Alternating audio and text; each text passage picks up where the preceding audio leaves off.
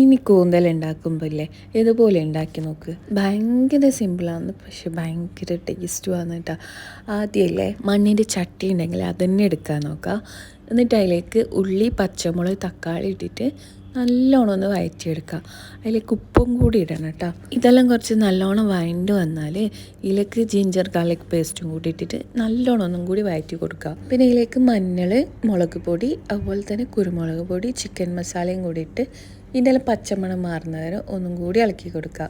പിന്നെ എണ്ണ ഇങ്ങനെ തെളിഞ്ഞ് വരാൻ തുടങ്ങിയാൽ ഇതിലേക്ക് കൂന്തൽ ഇട്ട് കൊടുക്കുക. നല്ല ക്ലീൻ ചെയ്ത് കട്ട് ചെയ്ത് വെച്ചിട്ടുള്ള കൂന്തലും കൂടിയിട്ട് നല്ലോണം ഇളക്കി കൊടുക്കുക. ഇളക്കി അങ്ങനെ തന്നെ അടച്ച് വെക്കണം കേട്ടോ. ഇപ്പം വെള്ളം തേക്കണ്ട, ഇതൊന്ന് ഇതിലത്തെ വെള്ളമെല്ലാം ഇളകി വരും. പിന്നെ ഇതിൻ്റെ കട്ടി നോക്കിയിട്ട് നിങ്ങൾ ആവശ്യത്തിനനുസരിച്ച് വെള്ളം ഒഴിക്കുക. കുറച്ച് മല്ലിയിലയും കൂടിയിട്ട് സെർവ് ചെയ്യുക. നമ്മൾ ഇത് പുട്ടിൻ്റെ കൂടെയാണ് കഴിച്ചത്. ഭയങ്കര ടേസ്റ്റ് ഉണ്ട് കേട്ടോ. അപ്പോൾ എന്തായാലും ട്രൈ ചെയ്ത് വെക്കുക, ഫീഡ്ബാക്ക് അറിയിക്കുക. ഇനി അടുത്ത വീഡിയോയിൽ കാണുന്നത് വരെ ബായ്.